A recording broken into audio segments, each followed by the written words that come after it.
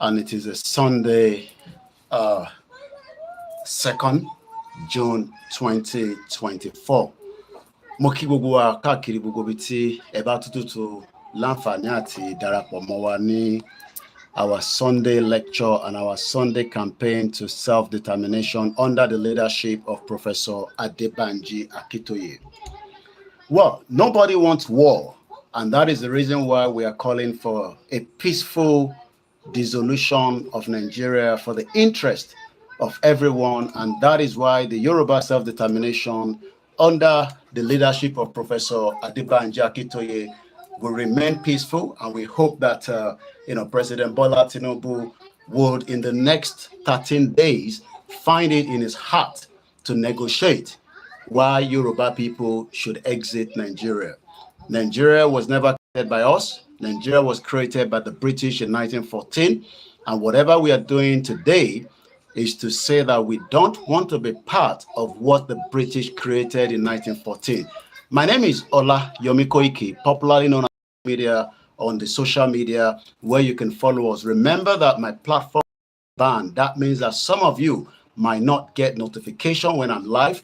You need to follow us on all the platforms that we are streaming from. You need to follow us on Instagram, on the YouTube and the YouTube backup channel.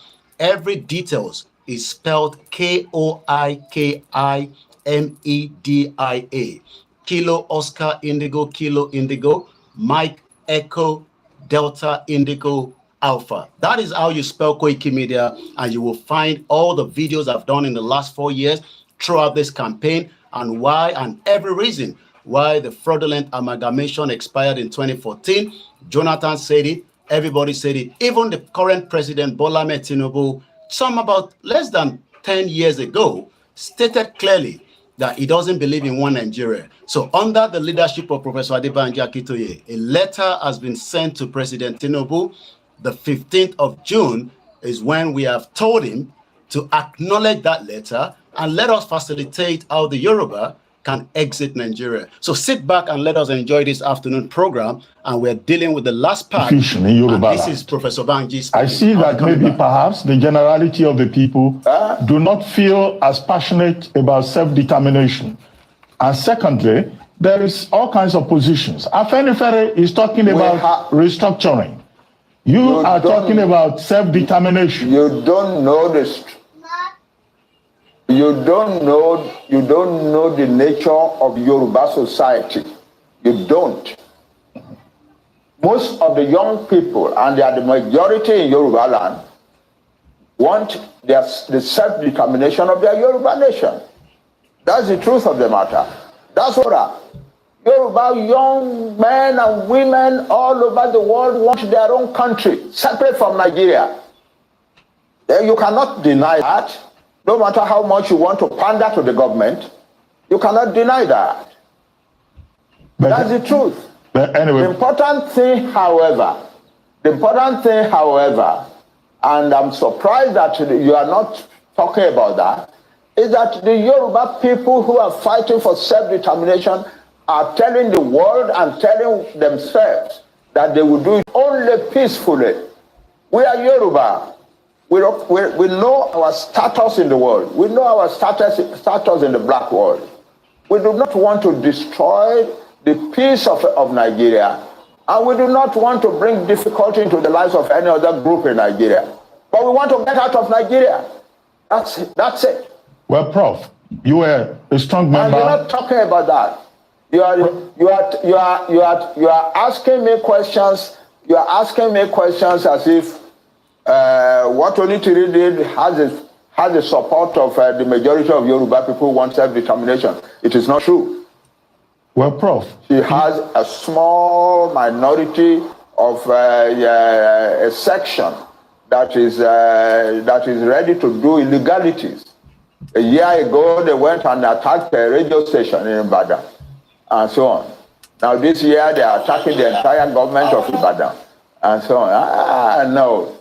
No, but we have never sent anybody to go and do that, and we do not support it or encourage it.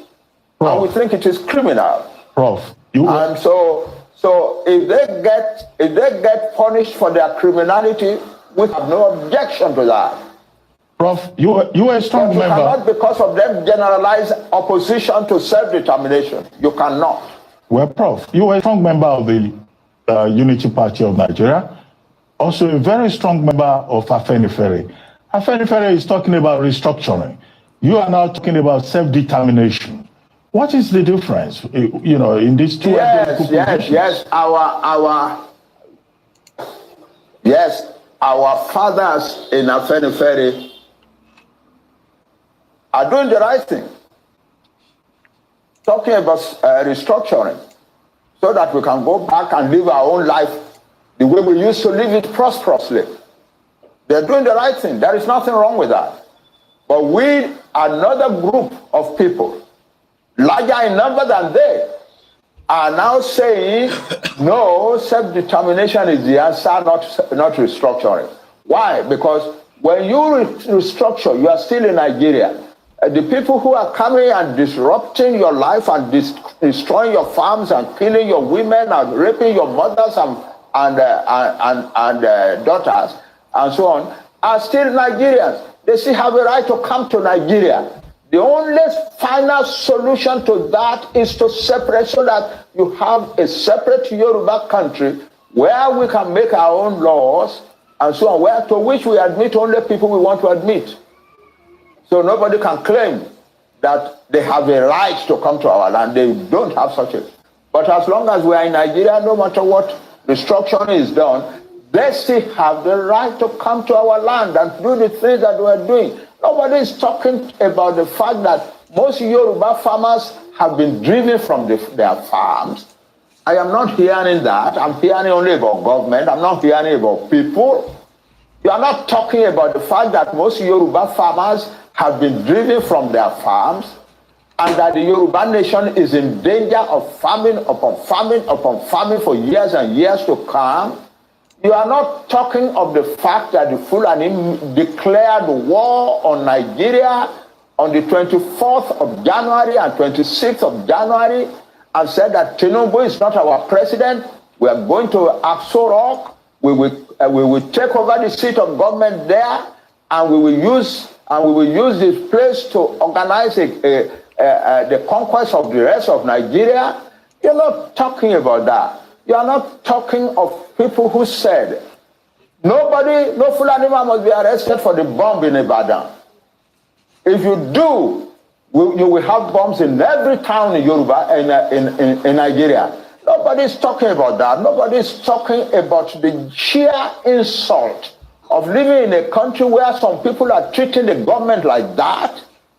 You are talking about Onitiri and so on. Why do our... Well, Prof, let me ask you this. Self-determination, you are entitled to your opinion. You are entitled to your opinion, but what I'm saying is that your opinion rigorously avoids the truth. Rigorously. Well, Prof, avoids the truth.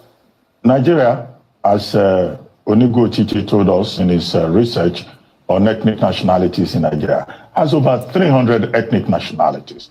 Will you recommend self-determination to all the other ethnic nationalities in Nigeria? For all these nationalities to those who want it don't ask me a general question. I'm asking for self-determination for a nation, the Yoruba nation. There are about 60 million people in Nigeria, and their territory is large enough to be a large country. So that's what I'm talking about. Any other nationality in Nigeria that wants self-determination is free to ask for it. I cannot come and ask for self-determination for nations that are not mine. No. Well, Prof, as we have this... And you've listened to Professor Adebanji Akitoye. Mo kí gbogbo ẹ̀yin èèyàn wa tí ẹ tún darapọ̀ mọ́ wa ní ọjọ́ kejì nínú oṣù kẹfà ọdún 2024 níbi tí a ti ń fi ètò tí a fi ń ṣe àpèjúwe àti ìsọ̀rọ̀ fáwọn èèyàn wa nílé àti gbogbo ẹ̀yin tí ẹ wà ní ìta. Mo ń bẹ̀ gbogbo ẹ̀yin ọmọ wa tí ẹ ń bẹ nílé, gbogbo ẹ̀yin olólùfẹ́ Yoruba nation. Ẹ̀yin tí ẹ ti gbàgbọ́ pé Yoruba nation ní àbáyọ ní ọ̀nà àbáyọ. Bó ṣe wù yín ni pé ká wọnú ìgboro ká da gbogbo ẹ̀rú ká bẹ̀rẹ̀ sí ń bà nǹkan jẹ́. Bàbá wa Olóyè Ìgbòho àti bàbá wa Professor Adébánjí Akíntóyè wọ́n ní ọ̀nà tá máa gbà kọ́ nìyẹn. Wọ́n ní gbogbo ọ̀nà tá máa gbà tá máa fi lọ ni pé a máa tẹ Nàìjíríà pé kó accept pé Yorùbá fẹ́ lọ. Ìyẹn ni a ṣe gbé lẹ́tà dìde tí ó ti kọ sí President Bola Ahmed Tinubu, the current president of the Republic of Nigeria. I understand gbogbo yín pè pé kí a tún jáde kí a bẹ̀rẹ̀ sí polongo Yorùbá nation. That definitely I totally agree with. Audio tí mo fẹ́ play is just to let our people know at home that ẹ máa wà a little bit patient. Nítorí pé kò ń ṣe pé a fẹ́ dàlúrú la ṣe fẹ́ jáde. Gbogbo gbàtà bá máa jáde fún Yorùbá nation rally tí mo mọ̀ pé kò ní pẹ́ mọ́ láìpẹ́ láì jìnnà lágbára Elédùmarè táwọn bàbá wa máa ṣe announcement ẹ̀ nígbà tásìkò bá tó. Mo sọ pé ká jáde ní rally ká wá lọ dàlúrú. No, a máa fi ọkàn wa sí pé a fẹ́ gba Yorùbá nation, a fẹ́ dá dúró.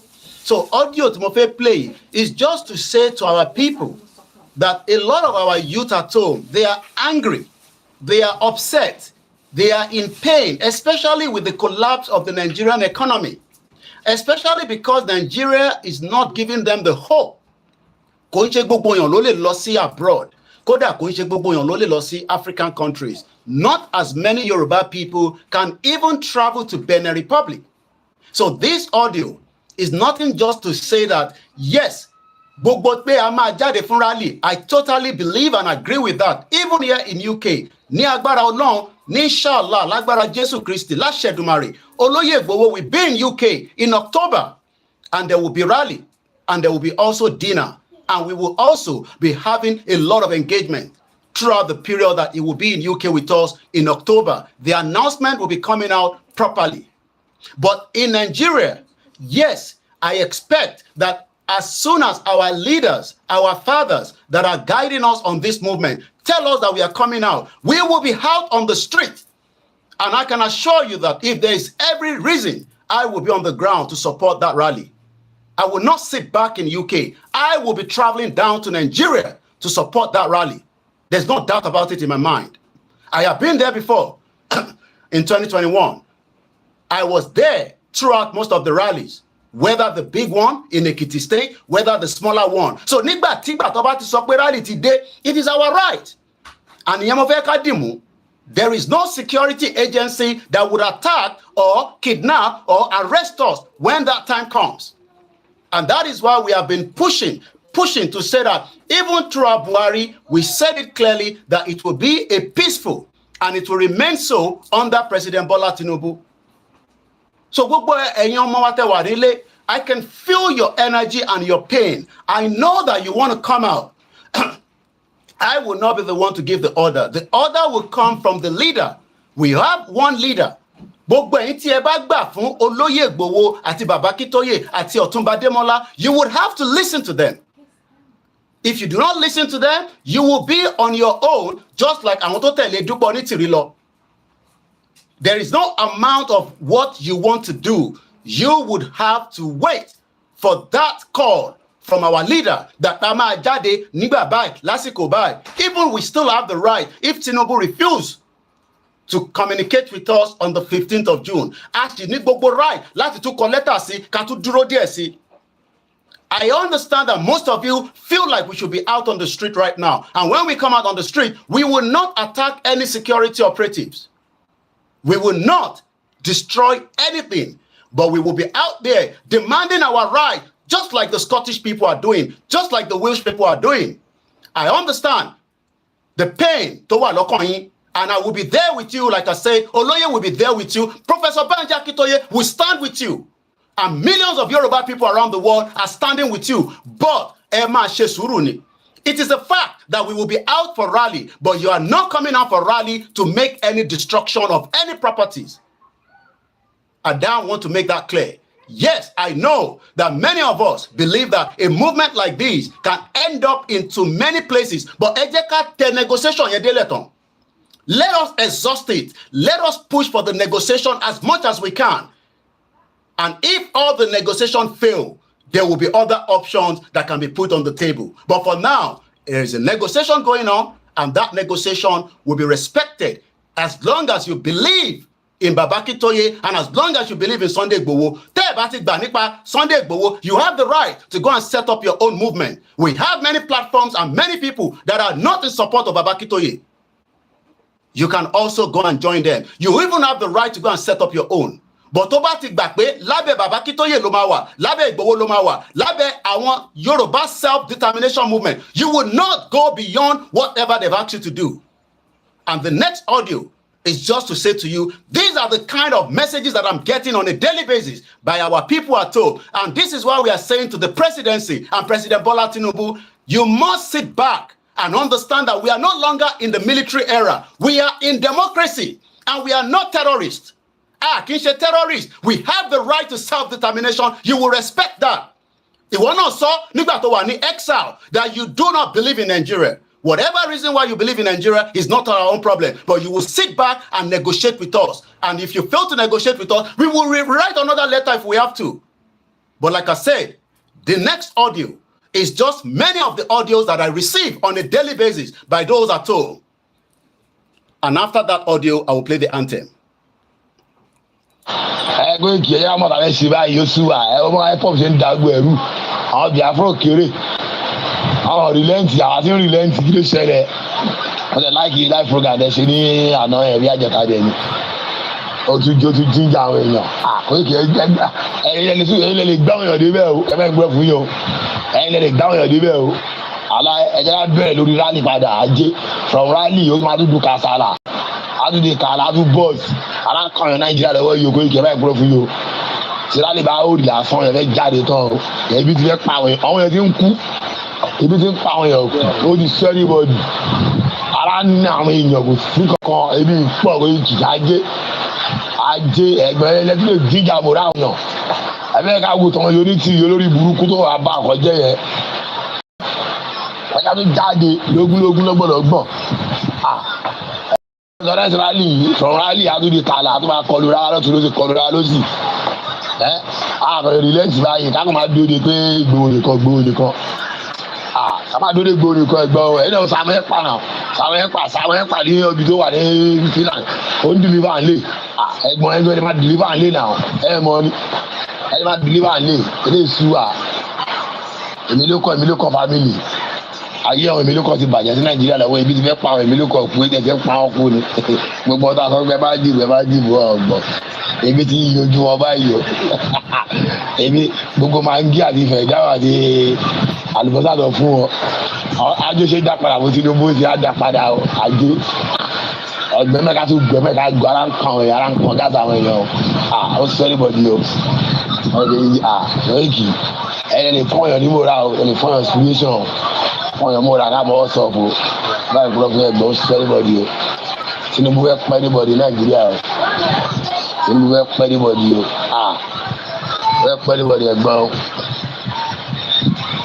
ká tún máa fà á lè bẹ̀rẹ̀ rally from rally wọ́n yẹ Tinubu kò tó kọ̀ ṣe assurance wà pé 4 years tó wọ́n bá 3 years tó kù gan-an nothing ni ṣàtúwádìí 2017 àbálẹ̀ pé àtúmọ̀ wí story ni ẹlòmíì ò ti ẹ̀rọ orí ara Koiki pé ìwọ́n tó ti wà lẹ́jọ́ 50 years 8 years Tinubu báwo lè fẹ́ dì ó ti wà lẹ́jọ́ 40 years 8 years Tinubu ṣé wọn kò ti darúgbó Nàìjíríà ti pé ṣe ló sọ wọn darúgbó kò sí ẹ̀kọ́ sọ gbogbo tó bí ṣọwọ́ gan-an iṣẹ́ owó ò lọ iṣẹ́ oṣù ò lọ security ò sí gbogbo ẹ̀ ti díwèrè ẹgbẹ́ máa ká gọ̀ ẹ̀ẹ́dẹ́gbẹ́ tó jíjà àwọn èèyàn ẹ̀yìn náà lè fún èèyàn solution gbá yẹn tó wọ́n fi jí ẹ̀ tó jíjà àwọn èèyàn ẹ̀ kọ́ dáwọ́ wọn máa dá Koiki àwọn tó máa dá ẹ máa ro gbogbo bí èkó tó kàn dẹ́mu kọ́ máa dáwọ́ olè ni wọ́n àwọn tó máa dá ẹ̀gbọ́n ẹ̀ ká tó bẹ̀rẹ̀ sí lẹ pósà ká tó bẹ̀rẹ̀ sí sí rally ẹni máa kó akọ ẹni máa kú ní ẹgbẹ́ wọn pé lóbi máa tó àgbéyànjú tiwa kò ní sí Nàìjíríà wà àgbéyànjú Koiki ẹni máa kó akọ ẹni máa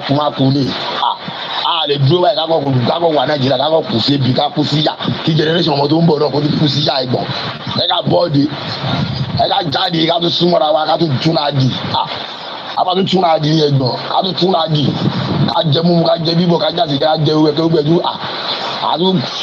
àdúgbò báyìí o ẹ̀gbọ́n kó tún dogun kó di kàsálà ká bọ́ sọ̀kò ṣáàtúwárí 2017 àtúwá agbára that story ní Koiki. lẹ́ẹ̀kan sí i mo kí gbogbo èèyàn ọmọ wa tẹ wà nílé ẹ̀yin tẹ gbà fún Yorùbá nation tẹ dúró ẹ túbọ̀ ṣe sùúrù díẹ̀ sí.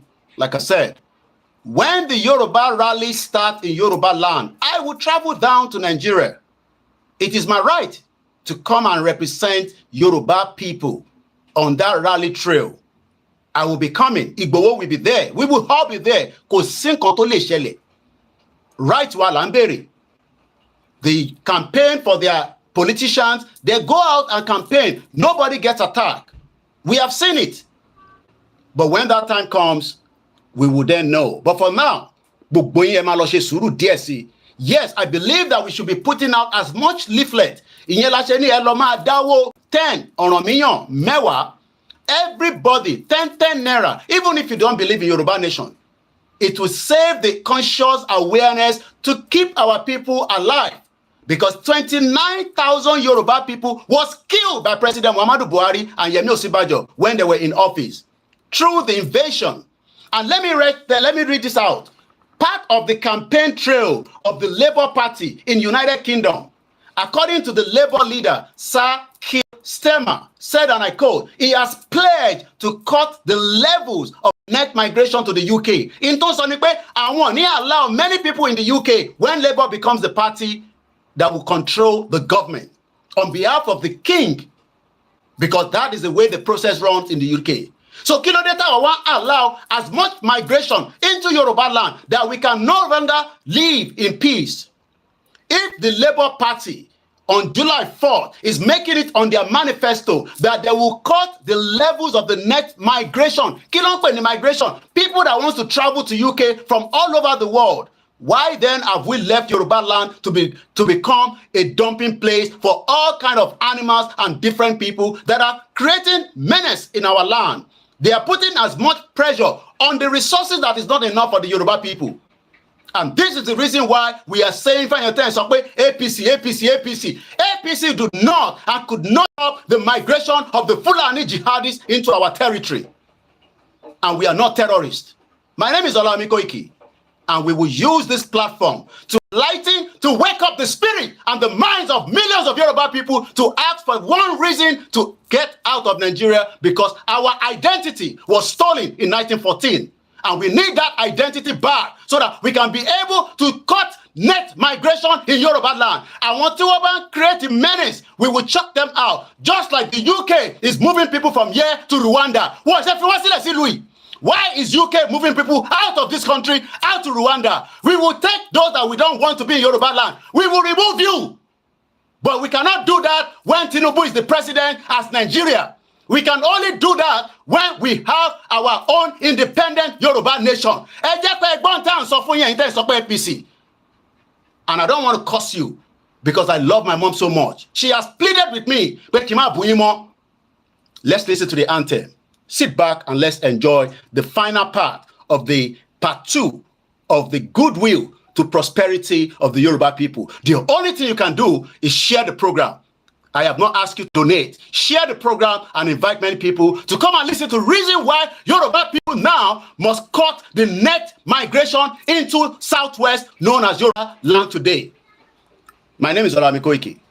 Let's listen to the anthem. We go straight to goodwill, prosperity for the Yoruba people to become an independent country.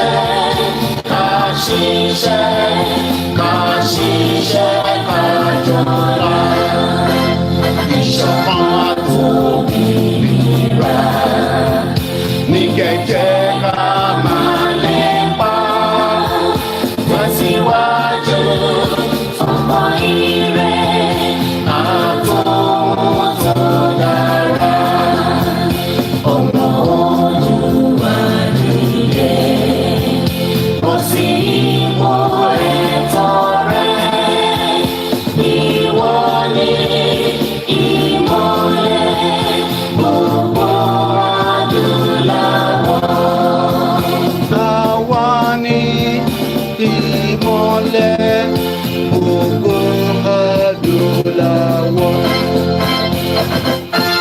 The rally will be louder than this when it comes back out again. Lágbára Ọlọ́run, lágbára Jésù Kristi, ẹ ṣáà ṣe sùúrù díẹ̀ sí.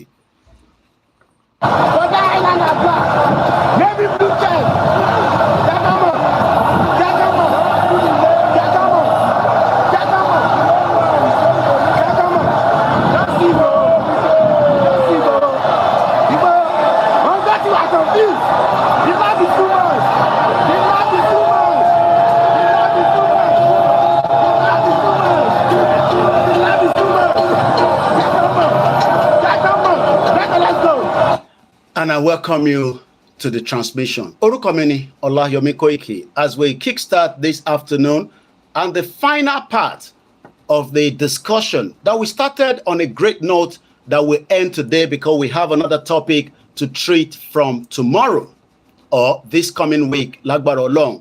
So if you have not been following the program, you will probably not get the message discussing fully. I am going to read the letter one more time. The official letter that was sent to President Bola Tinubu that should be acknowledged. Because if you send a letter to the government, even anywhere around the world, you are likely at least to get either a proper official letter or you might get what we called, a template, which would mean that the government, the collector saying, respect that purpose of the letter and they will reply you. Taba collectors in UK government, you will get at least a communication back from the UK government and the American government and government around the world. We are not in the military era. We are currently in the civilian democracy. It might not be perfect. It might not have worked, and we don't hope it's going to work anyway. And these are one reasons and many reasons that I will not start mentioning names of those of you in the platform because it will take us away quickly from the discussion. But happy Sunday. What God cannot do does not exist. I listened to Prophet Mayowa, and I hope I will be able to play that slight clip. I am not here to sell Christianity or Islam or tradition of Yoruba to you. I am here to sell self-determination. The right of the Yoruba people, the future of the Yoruba people, regardless of your belief in the current dispensation of the APC, which you have the right, because Nigeria is still a country until it winds down and everybody go their separate ways. We are not terrorists. We are campaigners just like any other country around the world. My views, my utterances might not be in favor to you, just as APC and PDP have never favored you anyway. But at least this one is giving you alternative to the current failure of a country called Nigeria that the British knew that it was never going to work when you match people that are not the same ideology, culture. Champions League, we saw how Real Madrid won the game. Every one of you is excited, but do you know that they don't speak the same language? Hey, imagine, Spain, àti Germany, do you think that you would even get the game that you watched yesterday? Ni many to good láàrin wọn, ni many to strong láàrin wọn. The GDP, or no, the export of the German in 2022 was 1.4 trillion. Germany is just under 84 million population. The GDP, the export of the Spain in 2022 was almost 340 something billion US dollars. The population is less than 45 million. And once Yoruba only daduro, Kawana le do as much export out of Yoruba land across Africa and across European countries. You would never be feeling good in Nigeria, even if you have felt good at some point. Many people are crying today because it's the failure of the British to not have respected the indigenous people from the beginning before they added 1914 amalgamation to the slave trade that was committed by many of them, including Church of England. So Toban Sokwe Ofe Nigeria, you are keeping what the British created, and that is what we are fighting for. We don't want to keep what the British created because I cannot keep to say enough is enough because that country is Louis. So this is a letter we sent to President Bola Tinubu. I wanted to sit back and let's just follow it before we dive into the further part of the discussion today. President Asiwaju Bola Ahmed Tinubu, the president of Nigeria, the president office, Aso Rock, Abuja Federal Capital Territory. This letter was sent out on April 17, 2024 Your Excellency, we Yoruba self-determination movement, leading the Yoruba self-determination struggle for the Yoruba sovereign state separate from Nigeria, have the honor to send to Your Excellency this important letter on behalf of many millions of Yoruba people at home and in the diaspora, in almost countries across the world. We send this letter most respectfully to Your Excellency, a follow-up to our earlier letter dated the August 6, 2022, which we delivered to your predecessors, President Muhammadu Buhari, in his exalted position then as the President of Nigeria.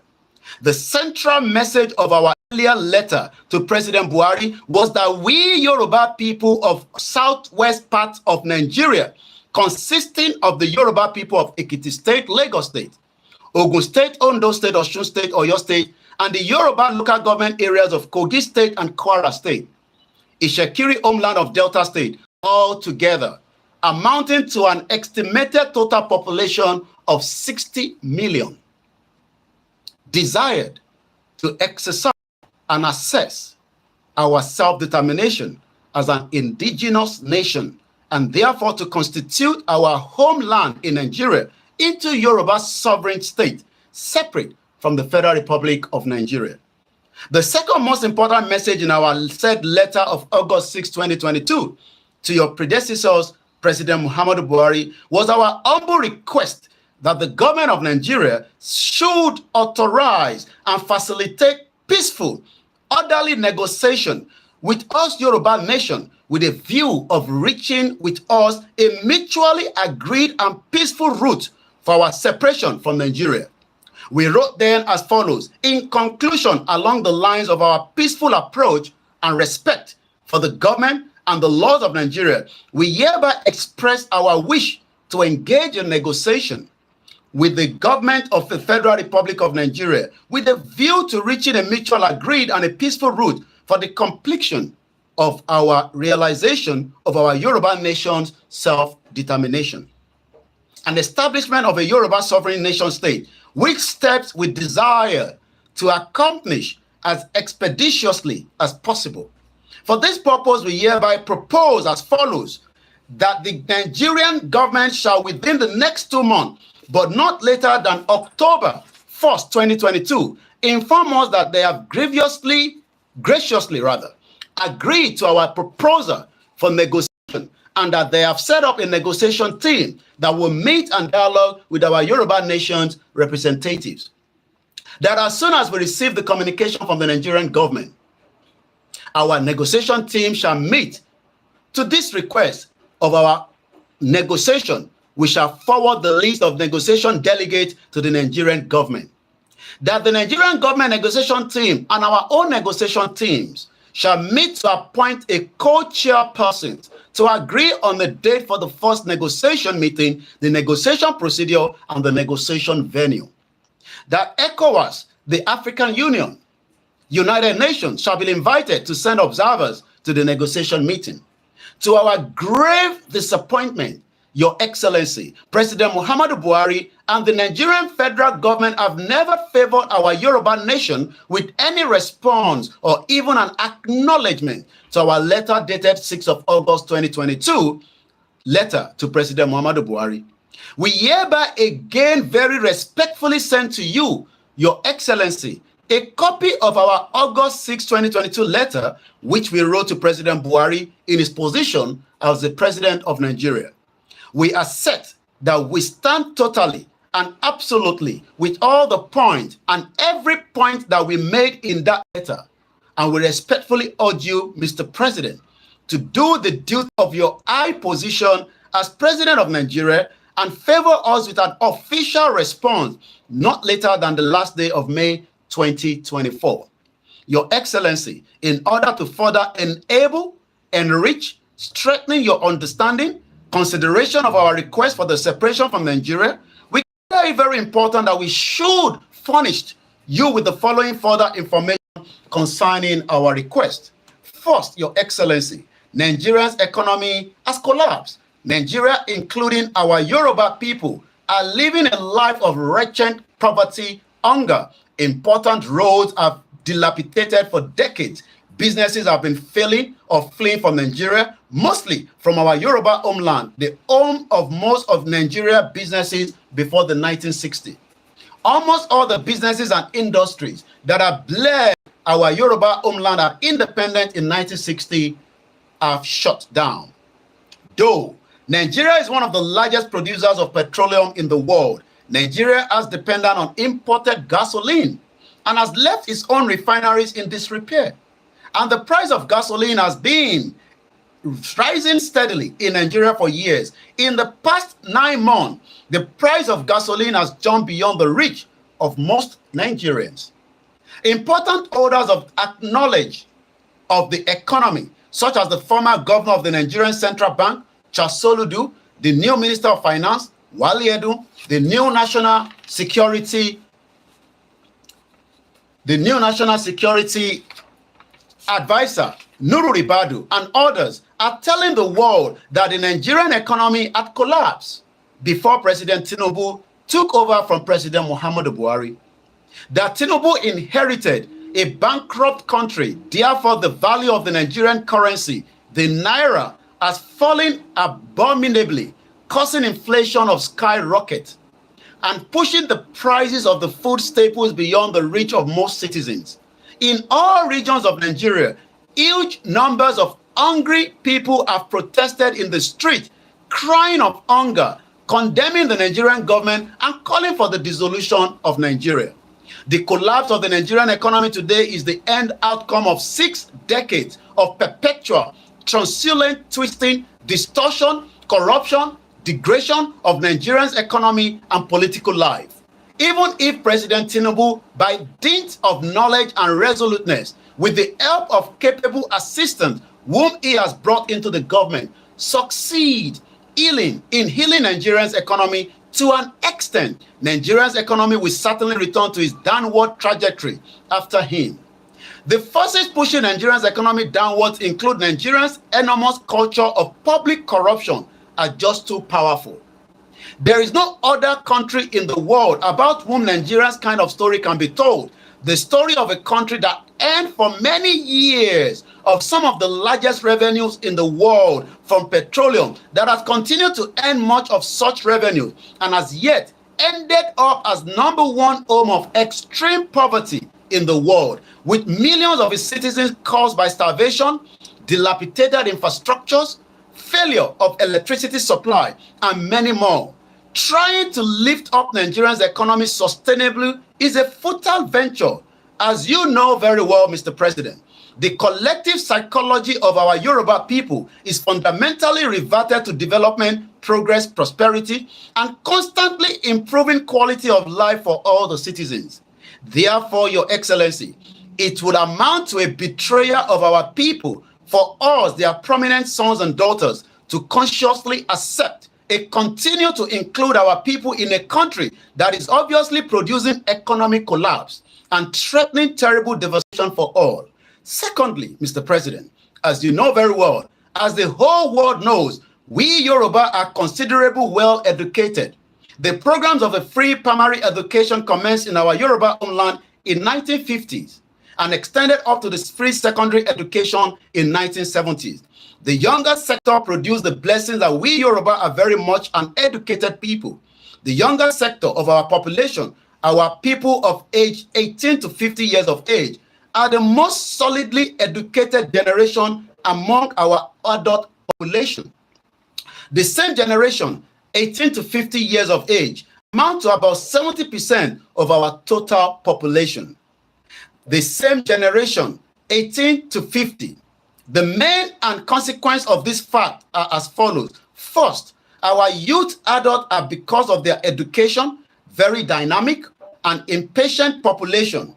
Our men and women of these generations unable to bear the serious depreciation of the Nigeria economy, the consequent high and escalating rate of unemployment in Nigeria since the 1990s, and the rising insecurity in Nigeria have been fleeing in ever-increasing numbers to other countries of the world for decades.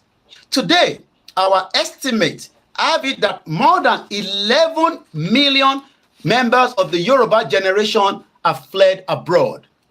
And that rate of their flight is increasing. No other nation in the world is losing population as heavily as these. The Yoruba nation in Nigeria is losing too heavy. A part of its most educated, most dynamic population is losing. Development capability is bleeding too heavily and is essentially breaking up. We Yoruba are troubled, even frightening by this trend. We strongly desire to stop it. We are sure that the only viable solution is to have a separate country of our own, a country in which we can build the national economy as competently as we are able to do, a country which we can seriously and quickly revive our people's economy, a country that can attract back our exiles from all over the world. Your Excellency, we Yorubas seriously expect to have your sympathy and cooperation, and the sympathy and the cooperation of the federal government of Nigeria in this serious and noble enterprise. Thirdly, Your Excellency, here is another important consideration that also relates to our highly educated youthful adult population. Almost all of our youthful adult people agree by now that our Yoruba nation should have its own separate country. Almost all of these Yoruba youthful adult population accept up to this point the peaceful and law-abiding approach to self-determination process that leaders of the struggle have been diligently promoting from the beginning. It is of utmost importance that the federal government of Nigeria should relate to this process and leadership.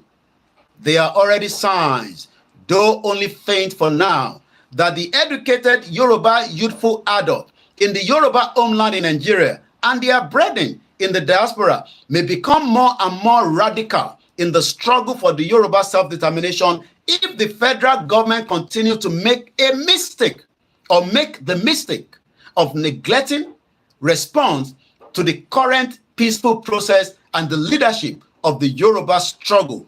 A seriously undesirable solution could develop among the generation of the Yoruba youthful adults, a situation that could generate much violence and could violently shred and rip Nigeria apart, cause floods of blood, and take countless lives. This message must therefore be seen by you, Your Excellency, as patriotic and humane warning to Nigeria. The serious criminal outburst that occurred in Ibadan during the weekend of April 11, 2024 needs to be carefully understood. The group which announced a takeover of the government in Ibadan on April 11 was manifestly weak and incompetent at managing their action and its aftermath. But even so, the rulers of the country ought to take it as a very important and surprising signal that the group did manage to attract itself as many educated Yoruba youths as they did. The urgency has obviously arisen from the federal government to interact with the current responsible leadership of the Yoruba self-determination struggle. Since the 1990s, various informed persons have been warning that a massive revolt by educated Yoruba youth could happen in the Yoruba homeland in Nigeria. We seem now to be coming close to such revolt.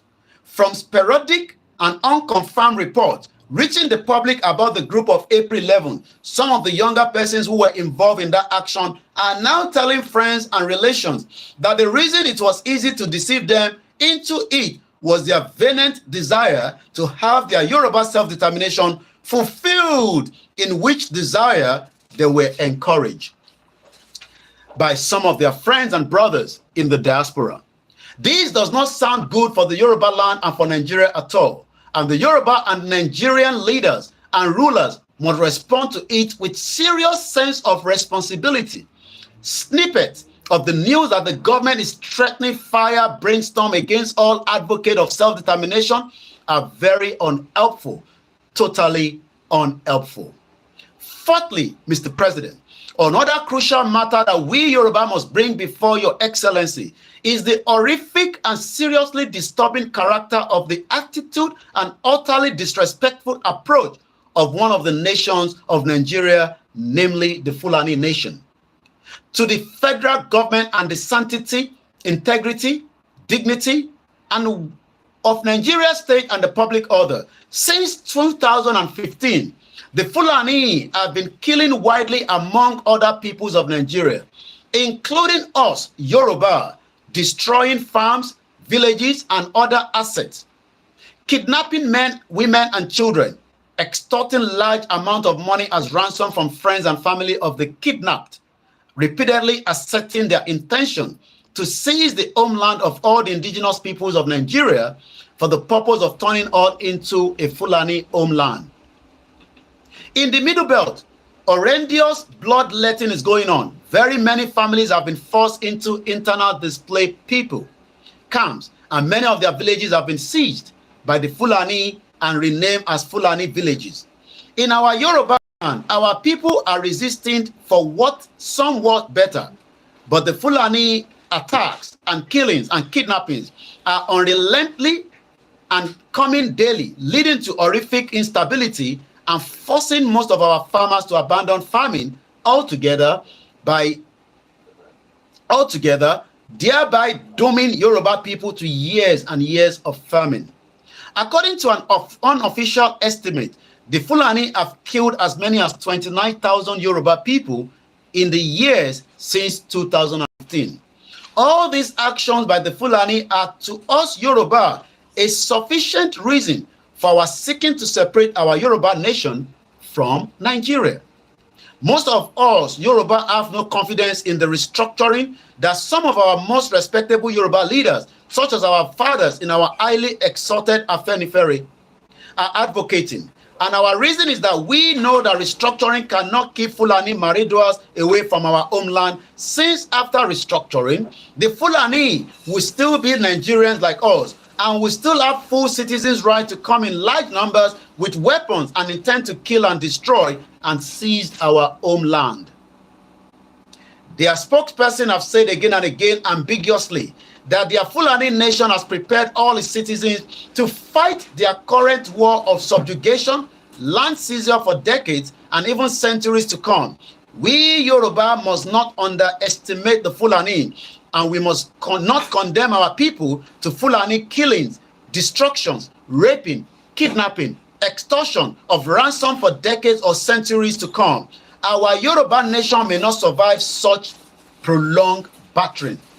Fifthly, Your Excellency, since your inauguration as the President of Nigeria in May 2023, the Fulani have stepped onto such a higher level of national devastation as to add mightily to our reasons for seeking to separate our Yoruba nation from Nigeria.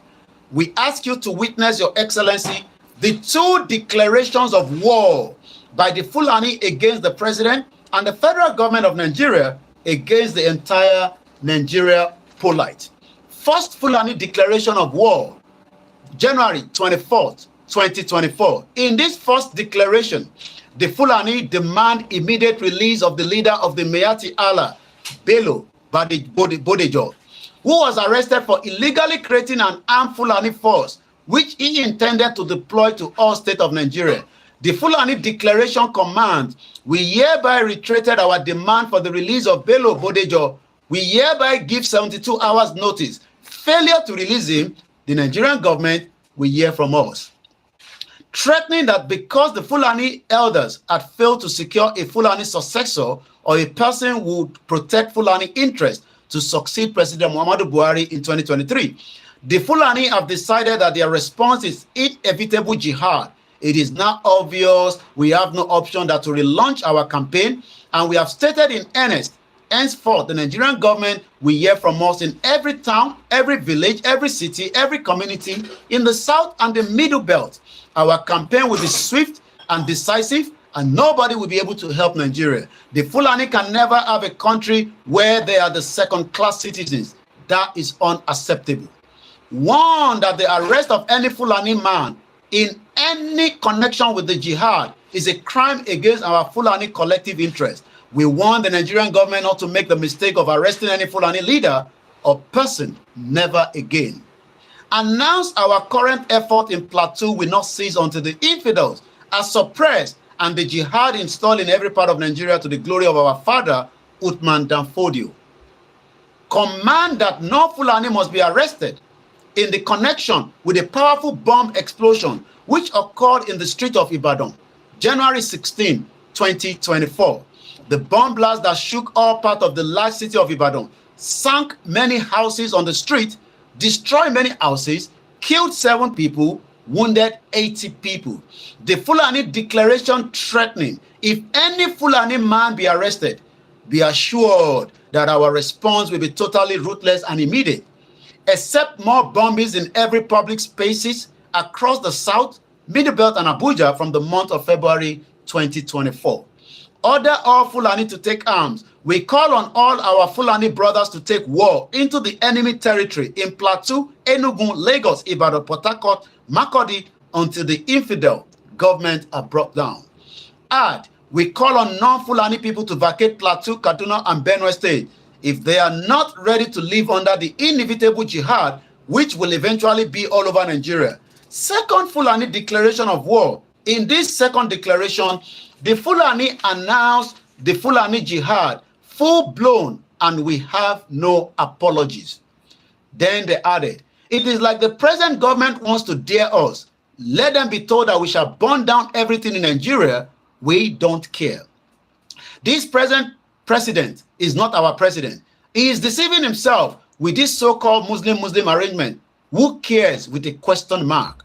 We care only about what our father, Uthman Danfodio, laid down, not your own religion. We are going to Asorok. Nobody will stop us. We shall take over the seat of government, which is our right. We shall direct every other operations from there. Forget the military. Are they not in our pocket? With a question mark. Are they not working for us? With a question mark. As for the Hausas, those fools know better. They either live under this jihad or perish like the rest of the unbelievers. We don't care their religion. We are burning down their mosques and churches. They are weak and they are stupid. They are present, no resistance. The Yorubas think that they have a president. Let them sleep and enjoy themselves. What we did to them in Ilorin is a child's play. They have seen what we have been able to do in the recent times to them. They are cowards and weak. The Middle Belt think they are strong, but what type of bravery without weapons? Question mark. We shall make sure they are nothing to defend themselves with. We are almost done with them. They should remember what we did in Kaduna. Though our brother, when we were in government, these are very good lands. We have no apologies, and we stated, our royal fathers are proud of us. History has bestowed on our hands to accomplish. There is no going back. Note, A, both of these declaration of war were proclaimed by a top Fulani organization named Fulani Nationalist Movement, FUNAM, and were signed by its president and the vice president, Umar Ami Shehu and Badu Salisu Amadu. At the time as the Fulani Nationalist Movement has been issuing their declarations of war, leading members of the Fulani traditional and political elite, the Sultan of Sokoto, emirs of Kano, former president and the vice president of Nigeria, former ministers in the Nigerian federal government, former and current members of the Nigerian National Assembly, etc., all of whom never raised a voice against President Muhammadu Buhari, egregiously misgovernment and idiocy corruption for 8 years, have been vociferously, persistently castigating President Bola Ahmed Tinubu over virtually every official action of his, threatening that their northern masses will rebel against him and threatening that the Nigerian military will sack President Bola Ahmed Tinubu's government. The Fulani elite seem to be saying in effect that they intend to make Nigeria ungovernable for President Bola Tinubu and that they would never accept any official action of ease. Yoruba responds, we Yoruba are civilized modern people. We attach the greatest importance to citizens' respect for sanctity, integrity, dignity of public authority. We are sure that all public order and good depend on these conditions. We find it extremely difficult to continue to accept to be part of a country in which any one of the constituent people feels free to treat their country and its government as Fulanis are treating Nigeria, the Nigerian president, the Nigerian federal government, and all government and peoples of Nigerian Federation today. We are sure that the Fulani act of terror and destructions against other Nigerian peoples are criminal act. We are sure, too, that most of what the Fulani are saying in their declarations of war against President Bola Tinubu, the federal government, and other government and peoples of Nigeria are serious crimes.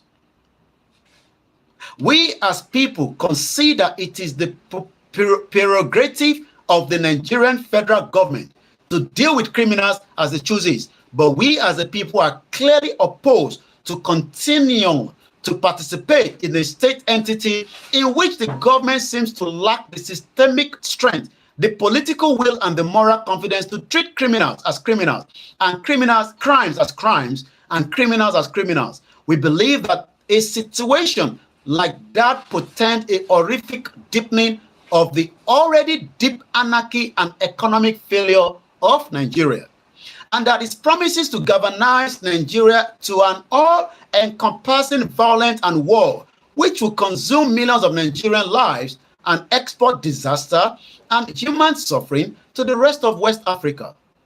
We Yoruba cannot consent any longer to being part of such an inevitable and imminent disaster.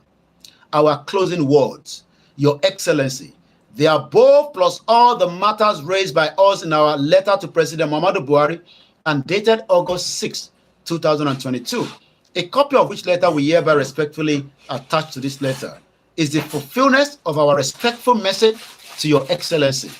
Your Excellency, we Yoruba Self-Determination Movement, acting for and on behalf of the 60 million Yoruba people of Ekiti State, Lagos State, Ogun State, Ondo State, Osun State, Oyo State, plus the Yoruba local government areas of Kogi State and Kwara State, plus the Ishekiri homeland of Delta State, all together constituting the Yoruba land in Nigeria, hereby most humbly place our crowning request before Your Excellency as follows: that the Nigerian federal government shall within the next 2 months, but not later than June 15, 2024, which is 13 days from today, inform us, our Yoruba Self-Determination Movement, that the Nigerian federal government have grievously agreed to our proposal for negotiation, that they have set up a negotiation team that will meet and dialogue with our Yoruba Nation's negotiation team, that as soon as we receive the communication from the Nigerian federal government in response to this request, our negotiation team, we shall forward the list of our negotiation team to the Nigerian federal government. That the Nigerian federal government negotiation team, our negotiation team, shall meet to appoint co-chairpersons to agree on a date for the first negotiation meeting, to the negotiation venue, to the negotiation agenda and process. That the Nigerian federal government shall invite United Nations, African Union, Economic Community for West African ECOWAS state to send observers to the negotiation meetings. Your Excellency, please accept the best assurance of our highest regard and our best wishes. Yours sincerely, Professor Adebanji Akitoye, National Leader, Yoruba Self-Determination Movement, Chief Sunday Adeyemo Igboho, Leader, Yoruba National Defense, Otunba Ola Ademola, the Vice Chair, Yoruba Self-Determination Movement. Eléyìí ni lẹ́tà tí a kọ sí ìjọba President Bola Tinubu tó máa expire by 13 days from now. I have not been told whether there's already any communication back from the presidency. But the expectation of millions and millions of Yoruba people that are waiting that there should be a response, because President Tinubu is not a ghost. He needs to respond. But if he fails to respond, the next question many Yoruba people are asking is, what next? Kí la máa ṣe tí Tinubu ò bá respond? If the federal government of Nigeria refuses to respond, what do we do? What steps should we take? What move should we be looking into? How should we take that? Because Buhari did not respond. But we knew that Buhari, whether was going to respond or not, there was also a lot of interference that went into, as at the time when we were expecting Buhari to respond back, to respond, this is what we were going to do. And we all saw what happened after Dukbonitiri infiltrated the movement. But this time around, we don't have any infiltration. What should we be doing?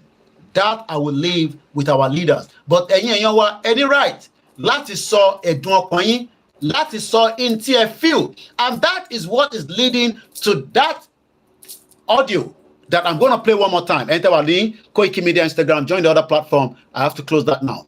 Etulo Kajagbo, this audio one more time. Our people at home are waiting patiently in the last going to 4 years that this movement will remain as it's meant to be a non-violent. We will not go beyond what our leaders are telling us to do. But I want to béèrè pé ẹ̀yin campaign for Yoruba nation. If Tinubu does not respond back, what do you do?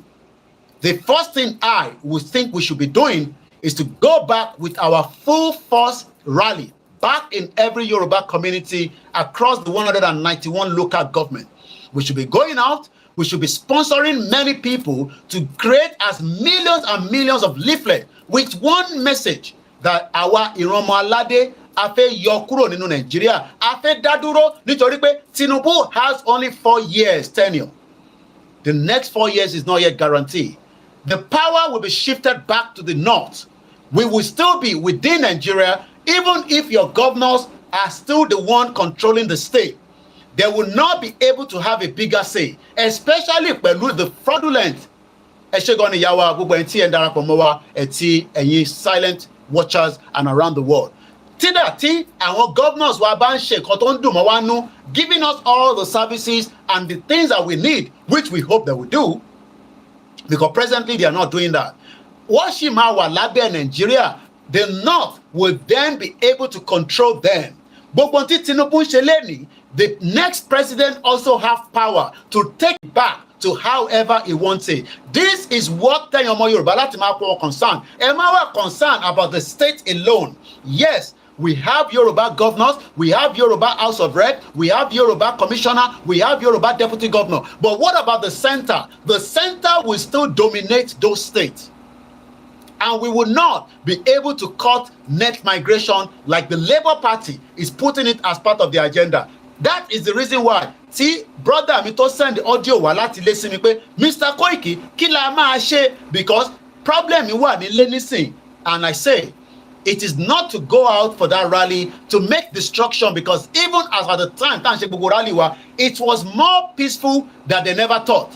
And I will prove it that anybody that says that a soldier, a police officer, a naval officer, any security operative was attacked and killed during the Yoruba rally across Yoruba land, I need you to give me the full evidence. Don't just say by mouth, I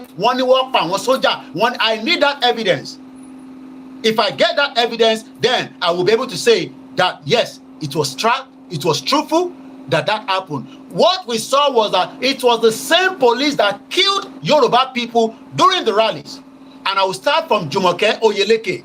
Jumoke Oyeleke was killed 72 hours after Buhari sent Fulani Mareduas and terrorist security to go and kill Igboho in the house. Igboho escaped. 72 hours. We were in Lagos State. Jumoke Oyeleke was a petty trader. Bogbontonta Loribeko to 5,000 naira. He was end up killed by a straight bullet by the Lagos State Police.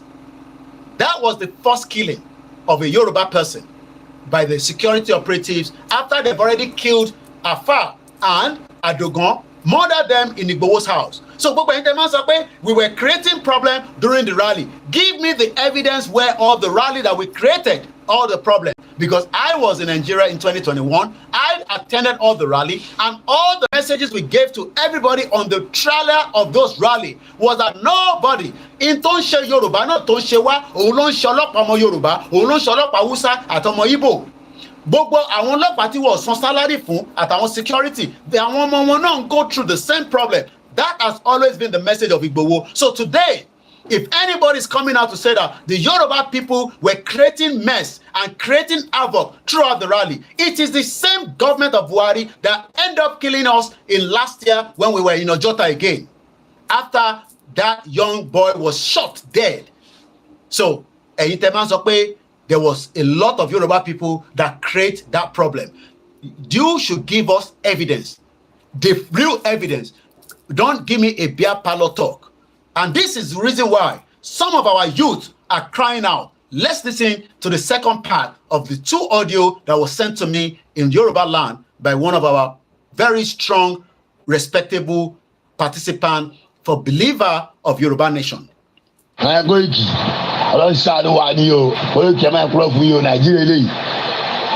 without war, solution is Nigeria. That is so good. And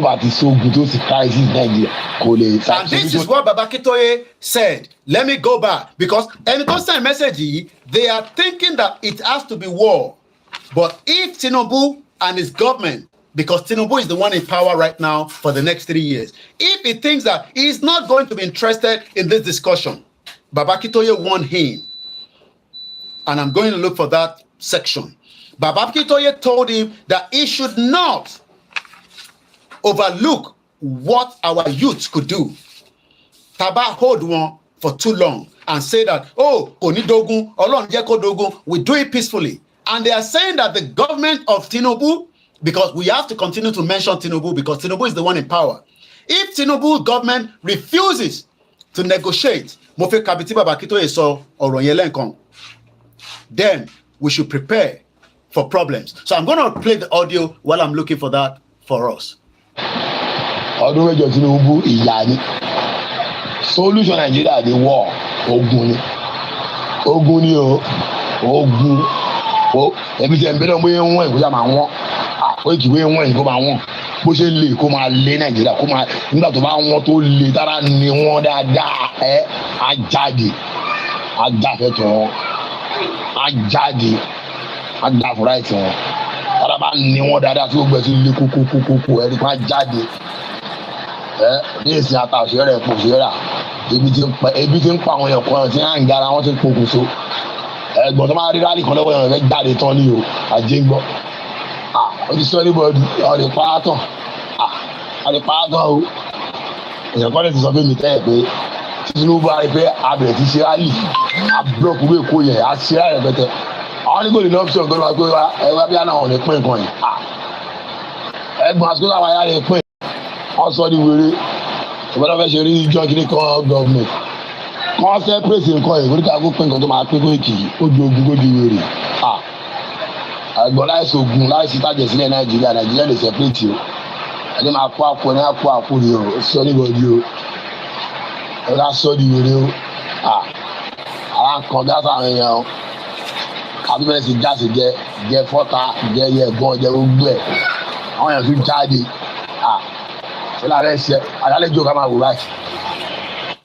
Now, that is just one out of many youth at home. And this is why Baba Akintoye is saying to Tinubu in this other discussion, Nigeria needs now the courage to dissolve peacefully. Tabani ko dissolve peacefully. Then we are preparing for the worst case scenario. And we don't want the worst case scenarios if we can avoid it. If we can avoid it, we don't need to put the pressure on humanity. We don't need to kill each other. We don't need to go into a civil war. There has already been a civil war in Nigeria before. So if this government is thinking that without a peaceful dissolution of Nigeria, they can use force, let me say it. Places that have tried to use force failed. The forces did not work. It ended up coming back against that country. And this is more reason why we, the campaigners, are saying to the government, find the room. You might not agree with what we want, but find the room to put a negotiation team. I have read the statement coming out for the killings of the military in Aba by President Bola Tinubu, and I'm sure many of you have read it as well. Let me put my own a little bit input. If there has been a peaceful resolution from not today, from when Buhari wanted to kill Nnamdi Kanu while he was on bail, because Nnamdi Kanu was on bail until Python Dance was taken to his home and more than 17 innocent lives with dogs were killed. He escaped. Some of you will even be happy, because just as many of you think that you should be happy when Igboho was also going to be killed by the same Buhari in 2021, just about a few years difference, because Igboho was saying that enough of the Mariduas killing our people, he wanted to stop it, and they saw the advantage that Igboho was able to pull with the people that were concerned about the killings of their loved ones from almost every part of Yoruba land. Buhari and some of his cohorts were not supportive of that. So, the soldier will go to Aba and they will use force. Let me say it clearly. Violence might not be of the interest of anybody, but you cannot win a guerrilla warfare. The British failed to do a winning with the IRA. It was a guerrilla warfare. So it is avoidable now.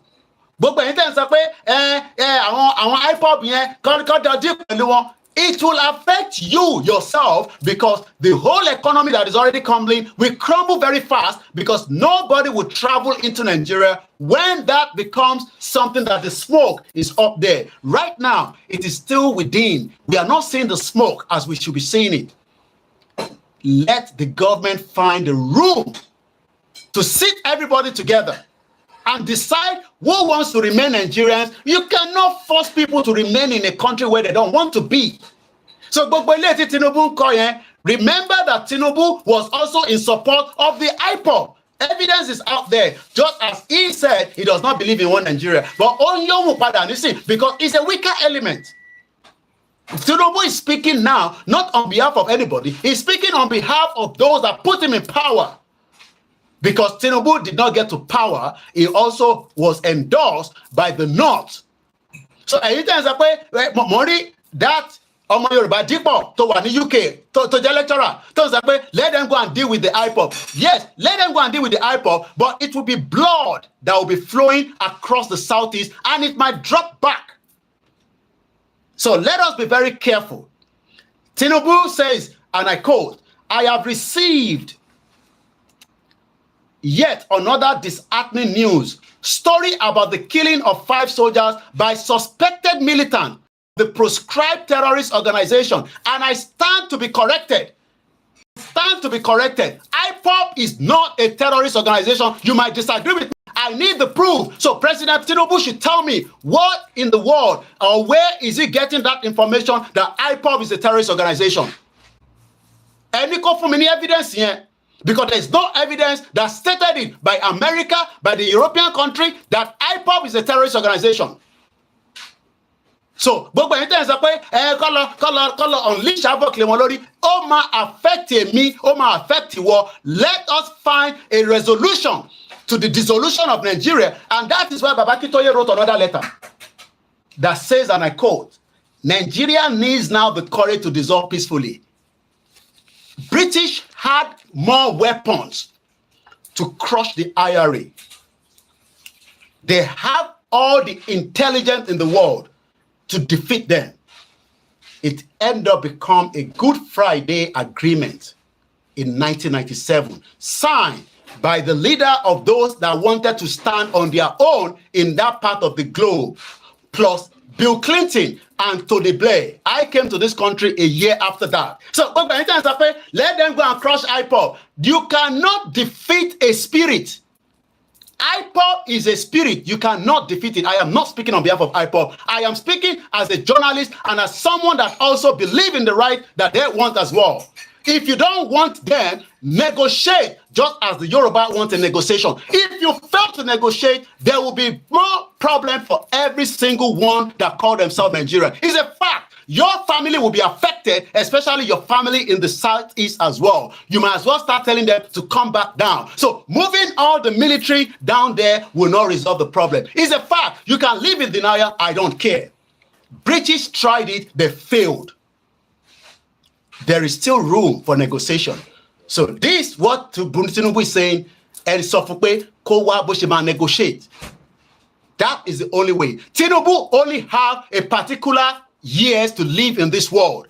But life to Ninisi, I have 60 years more to Tinubu's age. It will be gone. IPOB will still exist.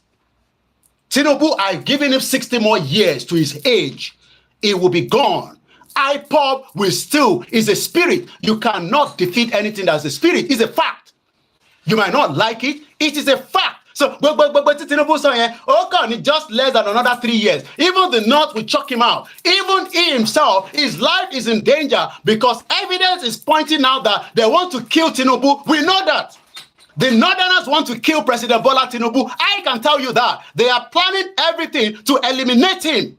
But, Nirishe, I might disagree with Bola Tinubu as the president, but he will not be killed by the Northerners so that Shetima become the president. I would not use my mouth to pray for the death of President Bola Tinubu, but evidence is pointing out that Tinubu wants to be killed by the Northerners because they are not comfortable since he became the president since 2023. So, best, but for now, let's find room for negotiation. Yoruba crush one. Well, let them go and crush it and let us see how that would happen. Crush one. Biafra fought for 3 years. They were fighting multiple countries. They were not just fighting Nigeria. They were fighting British. They were fighting countries that were supporting Nigeria. We are no longer in 1960. I am not the spokesman for the Biafra. I am just warning ahead. This video will be on record that I came out and spoke that there can be room for negotiation as a campaigner for self-determination. Emma Sokwe they play. It will affect you. It will affect me when that time comes. So we're going to move straight forward to our own next discussion. My name is OLAYOMI KOIKI. It's a Sunday afternoon broadcast. And as you can see, it is getting very warm inside here. Mokia Mommy for tolerating a lot of my noise in the house. It is not easy seeing their father going through this. I should not. I live. Look, my children are having their lunch, but many Yoruba people do not have the same means like my children. I am not fighting because of you alone. I am fighting for their future, just as you should be fighting for your future of your children and the children unborn. They might be living in UK, but they will prefer one day to go back to Djibouti. They'll prefer to go and live in Ondo State. But don't expect these children for me to send them to Ondo State when Ondo State does not have everything it takes to protect them.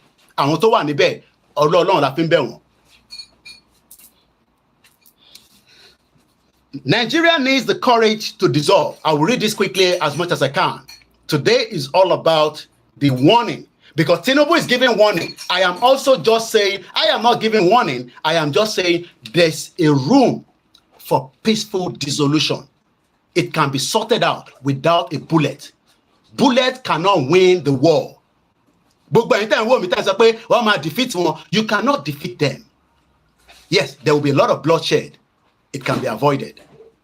5 million of their people were killed during that Gowan war, the civil war. Nobody has apologized to them up to date. They are angry. They are bitter. They are upset. You can have dialogue with them. And like the Kanu says, and I quote, give me a referendum. If my people say they want to be in Nigeria, I would drop my Biafra campaign. Emma Sokwe they play. I am 3,000 miles away. But I will not sit here when it all happened. This is one bag I will be flying down with as a journalist to cover that event when it happened. At independence in 1960, Nigeria was truly the economic giant and the hope of Africa. Nigeria was 25% of the population of Black Africa, one of the regions the Nigeria Federation, Western region, had mostly intensely educated population in Africa. Nigeria therefore had the largest, most solid class of educated professionals in Africa. By the time of independence, Nigeria ranked as one of the world's largest exporter of cocoa from Western region, palm product from Eastern region, groundnut from Northern region.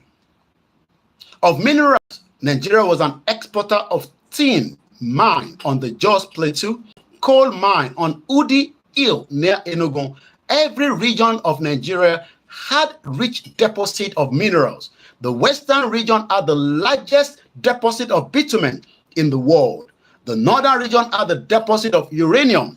Nigeria was known to have a rich deposit of petroleum by 1970s.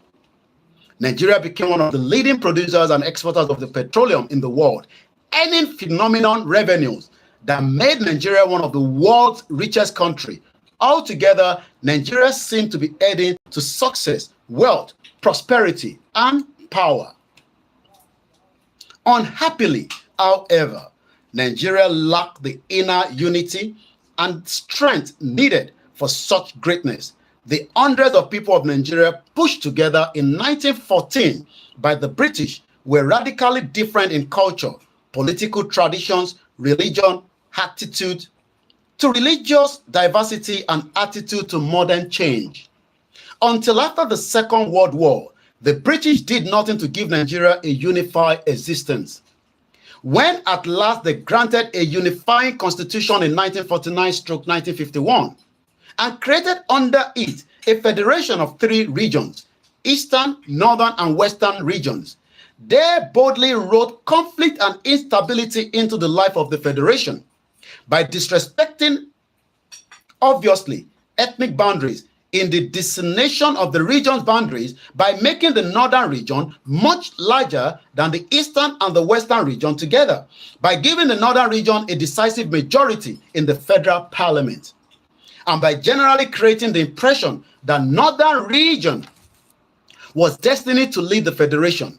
The regions did well for their peoples, with the western region as the development leader and a pace setter.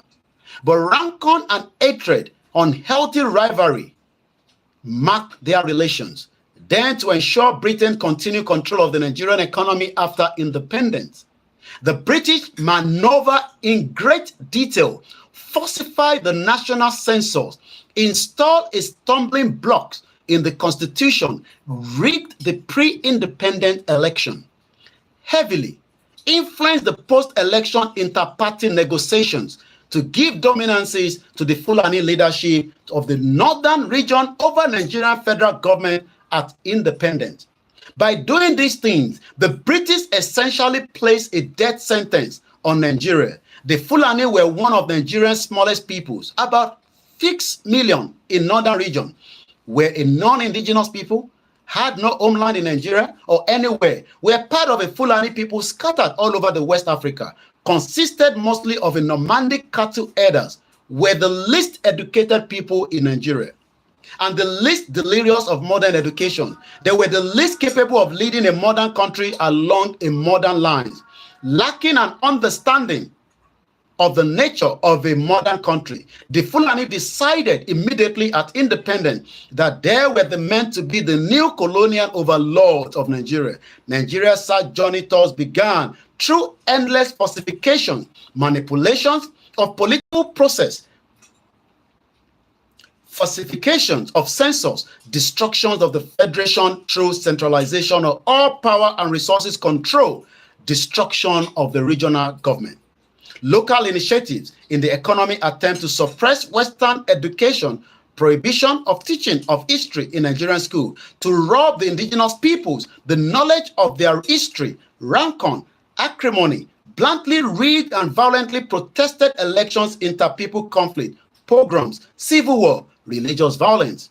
Fulani use of military force for an attempt to conquer all of Nigerian indigenous people, serious economic decline. Fulani invitation to other Western African Fulani to come and help conquer Nigeria's indigenous peoples. Fulani attraction of international terrorist groups to help Fulani conquest, a destructive push to turn Nigeria to a Muslim country by violent, vicious insecurity, rivers of blood, economic collapse, to the now inevitable break-up. The earliest Fulani adventure to extend their control over all of Nigeria's future, a serious plot started even before independence and covertly assisted by British to use federal power to crush the Western region, Nigeria's leader and pace setter in development.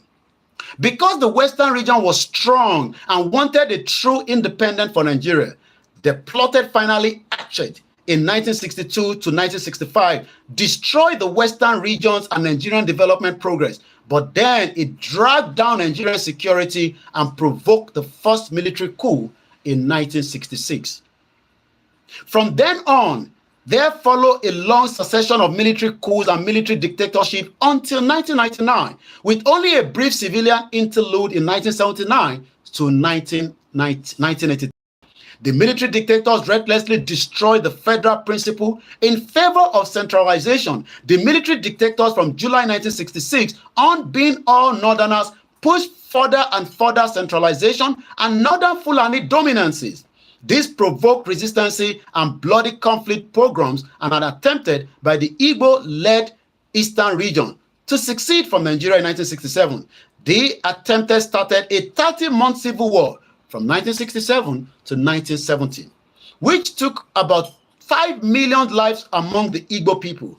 As if to wipe off this self-imposed disaster, mineral oil began in the early 1970s to boost Nigerians' economic strength by making phenomenon amount of money available to Nigerian development. Nigerian prospects were so rosy by the late 1970s that some patriotic Nigeria embarked on putting together a dazzling program of development for Nigeria. Some of the youthful intellectuals in this group even believed that they could make Nigeria the black man world power of modern times.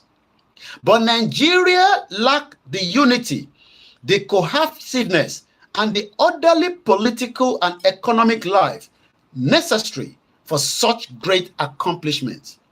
A manipulated election in 1979 and another that was bluntly rigged and violently protested in 1983 shut down those who were proudly talking of making Nigeria the black man's world power.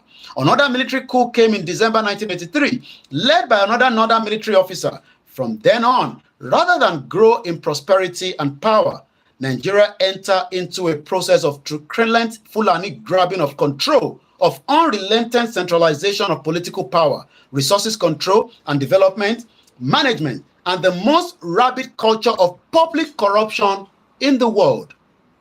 The northern Fulani control became so total that one of the military dictators felt free in 1993 to annul a completed and a peaceful presidential election without giving any reason for his action, and another felt free to arrest and imprison the winner of the election and then to institute a murderous reign of terror to stop popular reaction.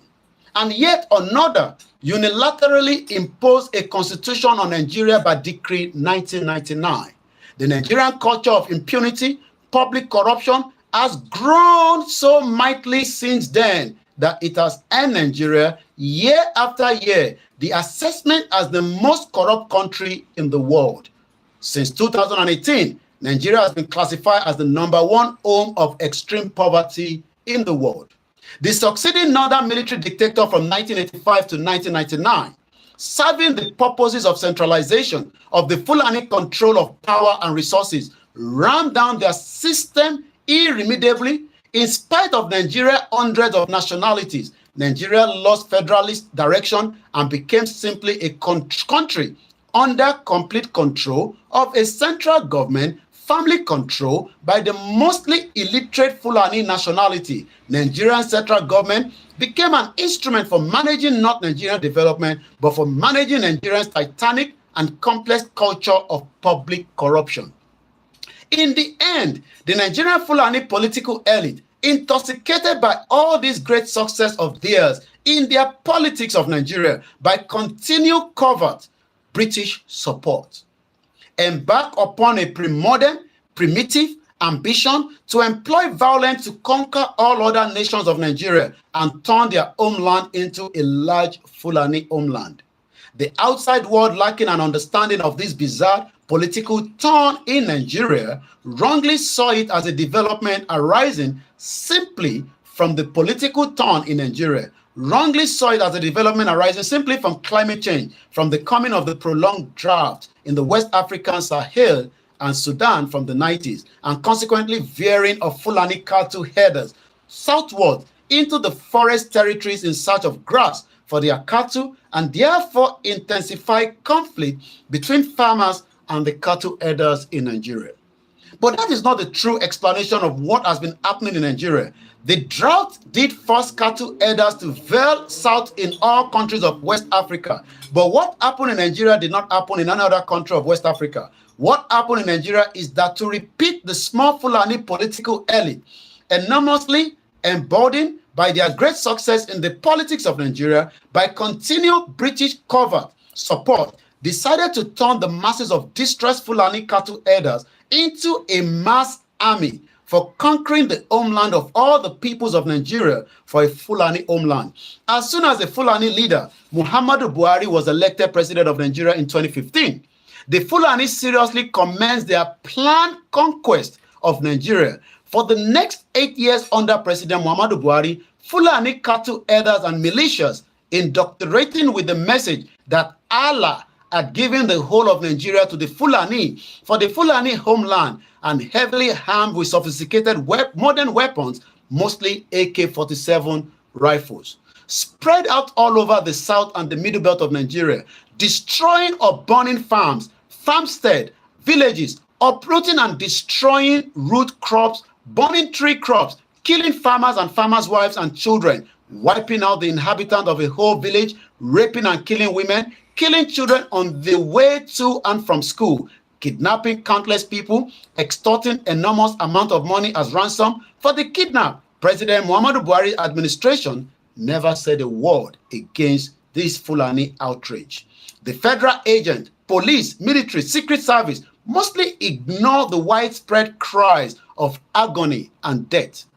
It inevitably became obvious to all harassed Nigerians that the government had ordered its employees not to interfere with the Fulani killers and destroyers, that Muhammadu Buhari's presidency was covertly assisting the Fulani conquest. There is no official estimate of Nigerians killed by Fulani in Buhari years because the government had no interest in such, but according to an unofficial estimate, as many as 29,000 Yoruba people were killed by the Fulani in the Muhammadu Buhari years, because the government, 29,000 Yoruba people were killed in the Yoruba homeland. Mostly Yoruba farmers have abandoned farming altogether, and traditionally, Yoruba agricultural economy has been destroyed. As President Bola Tinubu was being sworn in on May 29, 2023 to succeed President Muhammadu Buhari, greatly confident armies of Fulani destroyers and killers were waiting for him. They were sitting on the enormous amount of Nigerians' money that had been stolen in recent years for the Fulani war of conquest, and their own enormous arsenals of various weapons, countless thousands of Fulani killers and international terrorists. They immediately heightening the tempo and viciousness of their killings and kidnapping. In January 2024, they publicly declared war against President Tinubu himself and threatened to invade the president's office and invade the power. So what I've just read is the part one of the courage for Nigeria to be dissolved peacefully. That gave us a background. Ó fún wa ní gbogbo tó yẹ ká mọ̀ nípa ìrìn àjò tí Buhari ṣe lórí ilẹ̀ wa. So fún àpẹẹrẹ fẹ́yìn tẹ́ máa ń sọ pé a fẹ́ Yorùbá nation, a kò fẹ́ kí Nàìjíríà kó máa dá wà, but ká máa manage it from the affairs of Tinubu right now as the president, but from the affairs of also our governors. Yes, our governors are Yorubas. There's no doubt about that. Ọmọ Yorùbá ni wọ́n. There's nothing wrong to have governors that are representing us, whether we like it or not, whether they are serving us fully, because we know that they are not serving fully. But in the long run, after Tinubu government, we will not have a Yoruba man representing us in the center. We will have somebody that does not look like me, that has a different hidden agenda all you need to look closely and as psychology into the eyes of Shetima. Shetima sat closely, ate with the Fulani terrorists that they were looking for. They've said that all these happenings in the north today is something that was created by them. And if they were creating that, why not allow them to stay in the north? Now they are flooding down, but the whole agenda is not because of today. It's because that is what their forefathers have told them.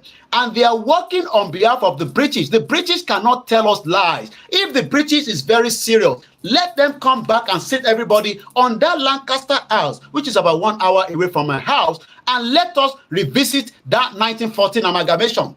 Let's start with that. Do we still want to have that 1914 amalgamation?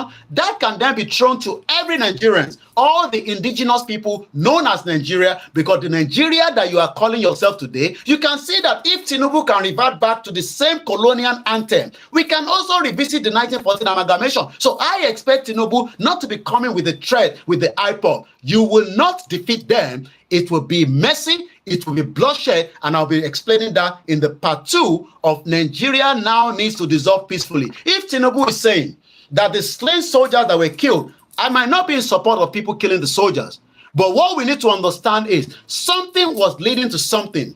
The same soldiers was using to be killing innocent Nigerians. And I'll take you back to 2020 and SARS. Tinubu was not a president yet, but he was asked, Bonnie, there is no way the soldier will have left their barracks in Lagos State and headed straight into the Lekki toll gate and opened fire. Do you now know that what they've done now is they have told you, any Nigerians, and this is for you, okay? I have been told not to curse anymore. And I'm still trying to hold that as much as I can. But what you need to understand is Tinubu has just proven to you that you are all as nobody. Because what he has done now is, it was the old anthem that you were reciting that they were used to kill you. That old item is no longer valid. They have revisited the old, well, I mean, whether it's old now, but they've revisited, I would just say, they've revisited the one that the colonial rulers that were controlling Nigeria created. Do you even that it was not a Nigerian, even though we are not Nigerian, it is not even a Nigerian that wrote that national anthem. I pity a lot of you that are working towards a new Nigeria. There will never be a new Nigeria. The Yoruba wants to pull out. So if Tinubu visits the old, let me not use the old, the anthem that the British created and forced on us in whatever year that was, let them visit the 1914 amalgamation. Let Tinubu visit it. Why are they scared? Why is our representative scared? Why are they scared for us to revisit that 1914 amalgamation? Because that is the genesis of the problem. So, Buhari said more than enough. Oh, yes, there were many people that were killed in the Southeast. I don't have the numbers. I know that estimated, we have 29,000 Yoruba people were killed. But during Buhari regime, only God knows how many people were killed in the Southeast. And let me say this clearly. I am not speaking on behalf of the Biafra. They have the right to defend themselves. You will not win that war. You might have the air power. You might have everything, as Tinubu says, that the soldiers or the military can come heavily. And I'm quoting what he says. The federal government will come down heavily against those who have made it habit to needlessly attack officers and men of our armed forces. You were there when they were killing the innocent Nigerians in Lekki toll gate. You looked away. You even run away with your private jet. Your private jet was running straight to France. After everything settled down, you came back. Today, you are now the president. You can do the right thing and the needful, and your name will go into the record and history. If you decide that you care less and nothing is going to happen, much more can happen within the next 3 years. I foresee trouble coming. I hope we can stop it. But if anybody say there's no trouble coming in Nigeria, well, I would say there's trouble with your gas price, with your petrol price, with the economic collapse, with more jobs. And you're expecting something else, right? No, I won't go through that line. Those troubles are not going to go away. Your price for your foodstuff will go up. It's not going to come down because the Fulani will continue to eat your crops with their cows. The economy is not going to bounce back. Those that are holding you to bondage will make more money. Those elites that are in control of Nigeria will make more money while you will struggle. And at that time, you will ask for the right of whether self-determination or the other way around. So let's go through the part 2. This program, I don't want to be more than 2 hours, and I've done 1 hour, 40 minutes. So let's push this one quickly as well. Summary, part 2. As these words have been written in the late February 2024, Nigeria's economy has collapsed. Nigerian security has collapsed. Nigerians are living a life of wretched poverty and hunger, a life of fretful insecurity and chaos. Important roads have dilapidated for years. Electricity supply has been fizzling out for years. For decades, businesses have been fleeing to other countries. Go and check those that are doing diapers. They've been in Nigeria for 14 years. They've ended that business and they're closing down in Ikorodu. Nigeria's unemployment rate has for decades been among the highest in the world. For decades, the quality of education has been falling seriously in all parts of Nigeria. For decades, thousands of Nigerian youth have been fleeing annually to countries around the world. And those of them who remain in Nigeria have been facing fearful poverty and deprivation, hopelessness, and the incidence of suicide has been increasing among them. Though Nigeria is one of the largest producers of petroleum in the world, Nigeria has depended on imported gasoline and has left its own refineries in disrepair. And the price of gasoline has been rising steadily in Nigeria for years. In the past month, the gasoline price has jumped at 700 naira per liter, beyond the reach of most Nigeria auto owners. Important holders of the economy of the knowledge, as the former governor of the central bank, Soludo, the minister of finance, Wale Edun, Ribadu, national security advisor, are telling the world that the Nigerian economy has collapsed before President Tinubu took over from President Muhammadu Buhari, that Tinubu inherited a bankrupt currency. Therefore, the value of the Nigerian currency, the naira, stand at 765 to the US dollar by June 2023. Now it stands at about 1,500 because it's dropped down from 2,000 to the US dollar, and it's still falling, causing inflation to skyrocket. Inflation has gone up to about 42%. That one has increased. The pushing and the price of the food staples beyond the reach of most citizens. For instance, the bag of rice is 80,000 naira, which many cannot afford because their salary is not up to that. And that is why tomorrow, the Nigerian Labour Congress that I don't trust told you that indefinite strike comes up from tomorrow.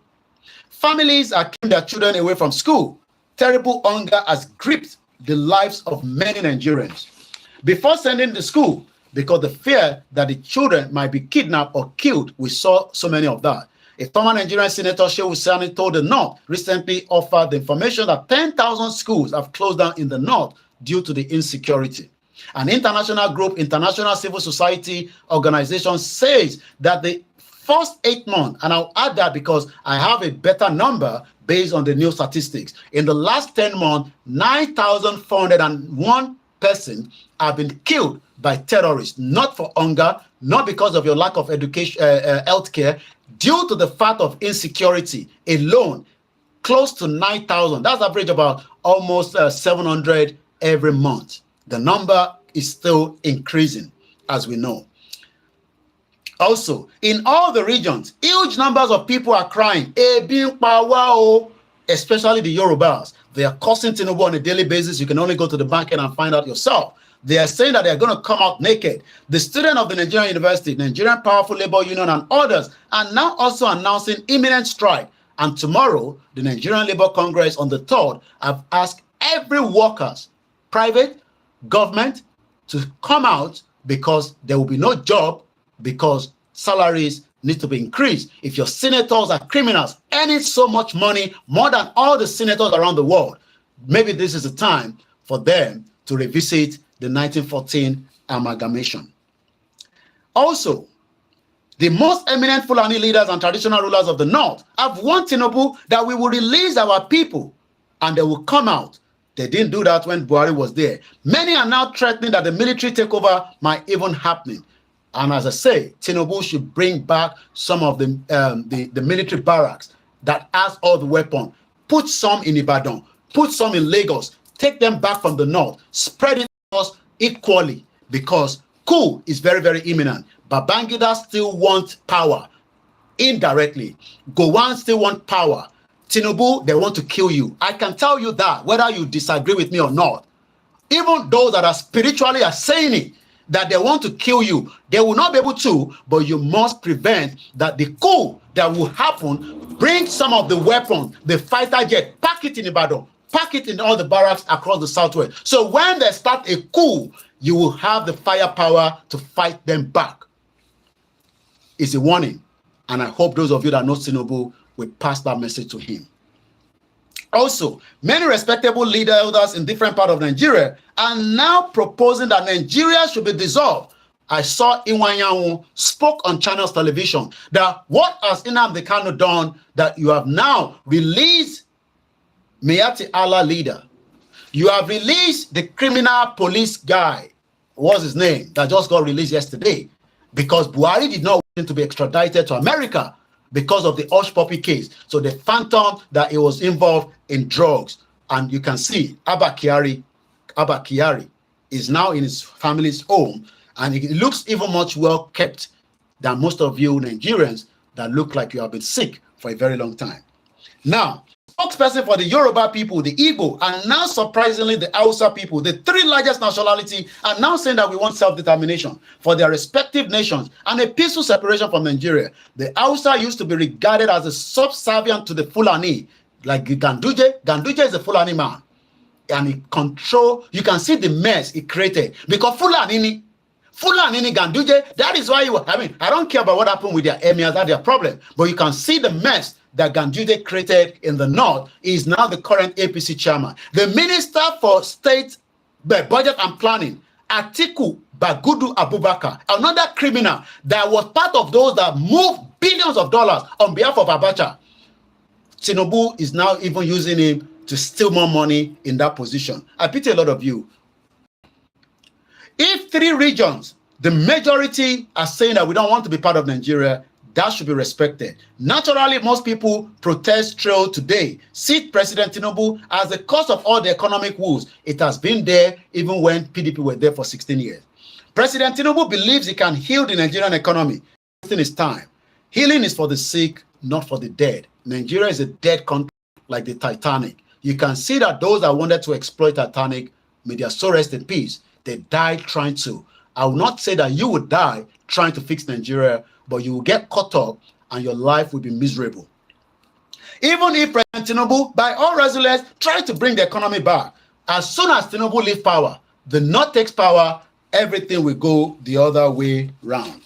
Well, it is for President Tinubu's responsibility for the next step for Nigeria. Tinubu don't need what it takes. Rhetoric tones. He needs to speak like a father to every Nigerians that are disagree and those that agree, and let us find a solution to those that wants to go and those that doesn't want to go. So this goes to Tinubu. The man who bears the ultimate responsibility for the next step for Nigeria beyond this point is President Bola Ahmed Tinubu. He has two choices. The two choices will be read for him to take which one he wants.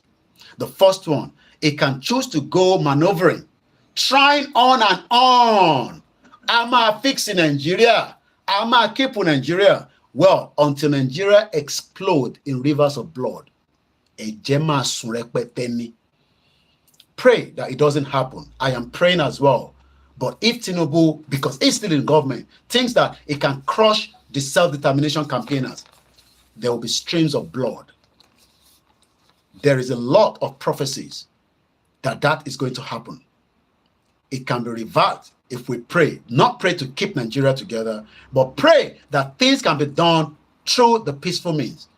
If you don't go through the peaceful means, we should all go and prepare for the streams of blood or rivers of blood. That happened before. History should not repeat itself, but adamant of people allow history to come back Tinubu has to play the history because Nigeria will still dissolve and Tinubu will probably live for another 60 years, but Nigeria will be gone. Even while he's alive, Nigeria will still be dissolved. Or Tinubu can end up in the International Criminal Court for crime against humanity. Who? One of the powerful leaders of Yugoslavia, Slobodan Milosevic, in 1989/1990, when Yugoslavia was one country, but obviously come to an end. The end of Nigeria has come, but you might not know because you are just going through your normal daily activities. But those that can see that the end of Nigeria has come, even Tinubu knows that. He said it in 2007 or whenever he was outside the country. I don't know. I mean, probably when it was during the exile, when Abacha wanted to kill him, to Sakuro.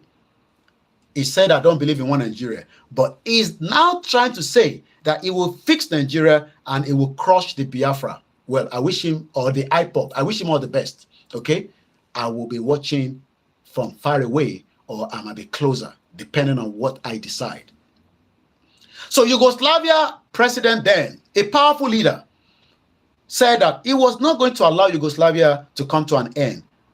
But obviously, it was already ended. Slobodan Milosevic chose to continue to keep Yugoslavia together at all costs, by all means, and he did so until massive rivers of blood flowed countlessly. Thousands of people were perished until the true final asset itself that Yugoslavia needed to dissolve. Until Yugoslavia dissolved into 8 different countries. Until Milosevic himself ended up an international criminal tribunal charged with serious crimes against humanity until he died a lonely and wretched death in the tribunal prison. I do not pray for such for Tinubu, but it's entirely up to him to decide where and what he wants. But in contrast, there was another one that was very peaceful, and Tinubu can go through that route. That's why I said history will remember Tinubu, which one to buy favor. They tell me, say they play, that you are far away, nothing can happen. Well, it's very close, okay? It's just round the corner. But in contrast, President Tinubu can do as Mikhail Gorbachev. Who is Mikhail Gorbachev? He was the president of the Soviet Union from 1985 to 1991. In 1990, when the great Soviet Union had obviously come to an end, the end of today, just like the end of Nigeria has come, he decided that the best option was to humbly surrender to the truth that the end had come for Soviet Union. And he was therefore able to shepherd his country into a peaceful dissolution, thereby preempting a massive and devastating war that would probably have consumed millions of lives. That option is available for President Bola Tinubu. It's entirely up to him to take that option. But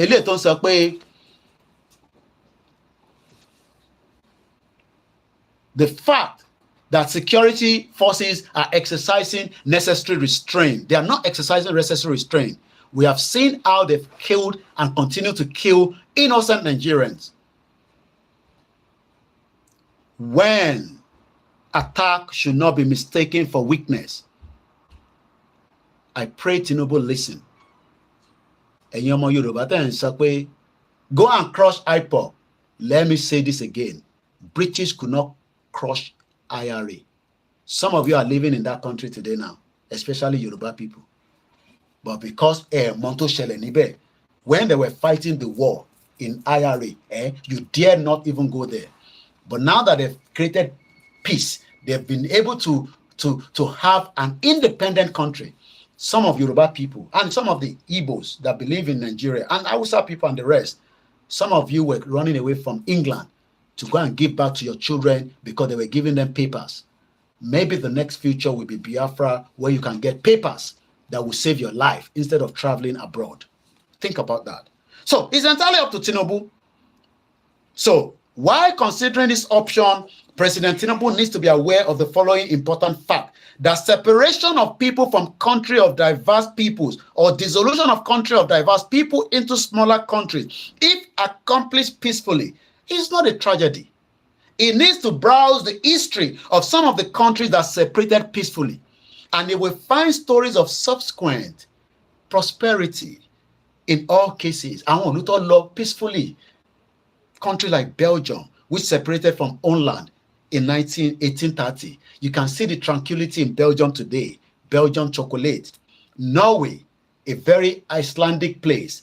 Denmark, Sweden, and Iceland, which separated different times over the long time. The Republic of Ireland, which separated from Britain in 1921. 1914, Nigeria. Singapore, most of you will pray to visit Singapore in your lifetime. You will see that the peaceful separation from Malaysia in 1965, the 14 countries which arose the dissolution of the Soviet Union, the Czech and the Slovak Republic, which separated in 1993, East Timor, which separated from Indonesia in 2000.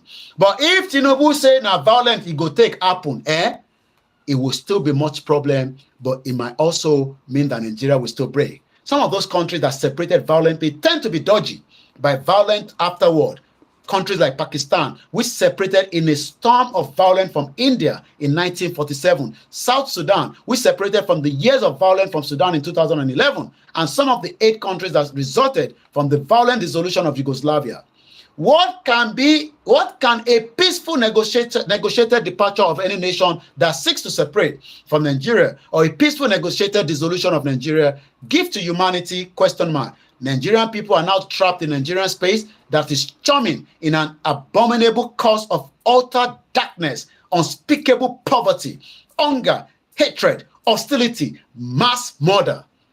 May the soul of the 2 young girls that were murdered for organ harvesting in Aba as they were traveling from Port Harcourt to visit a man. The man, we were told, was killed. We know that I don't know what, they've arrested him. They were taking him to Abuja, but we know the end because there are so many people that are into organ harvest. Some of them are watching me like this, criminals, doesn't want Nigeria to break. So they want us to live in that kind of society. Whether you like it or not, Nigeria has come to its end. And Lagbara Jesu Christi, in Jesus' name, in all the almighty names of the gods of the Biafra, the Arewa, the Ijo, all the people that have been put together, Nigeria will finally fade away. That is the Sunday broadcast, and happy Sunday to you all. We meet during the week as we now go to the next section of what Baba Kitoye said I should use as a good news, path to prosperity in Orile-Ede Yoruba. From next week, for another week again, the next one we're going to be discussing will be, we shall revive and strengthen our education. Not the one that Buhari shut down the education for good 9 months. Some of you got pregnant, and even some of you could not deliver. You died along the road because there was no adequate education in the healthcare sector for the nurses to know that when you are pregnant, they should look after you. And my name is OLAYOMI KOIKI. Happy Sunday. Iṣẹ́ wa fúnlẹ̀ wa, forílẹ̀ ibi wa, kàgbéga, kàgbéga, kàgbéga fàlérí. Ìgbàgbọ́ wa ni pé bá ti bẹ̀rù làbọ̀ mọ́, ká ṣiṣẹ́, ká ṣiṣẹ́, ká ṣiṣẹ́, ká jọlá. Ìṣọ̀kan àtòmìnira ní kẹ́ ká máa lépa. Ìtẹ̀síwájú fọ̀pọ̀ ire àtohun tó dára. Ìtẹ̀síwájú fọ̀pọ̀ ire àtohun tó dára. Ọmọ Oòduà dìde bọ́ sípò ẹ̀tọ́ rẹ. Ìwọ ni ìmọ́lẹ̀ ògo adúláwọ̀. Mo kí gbogbo ọmọ Yorùbá nílé lóko. Thank you so much. I will not mention all the names on the thread, but I say shout out to you all. I am OLAYOMI KOIKI. I am your last man standing. Bye for now.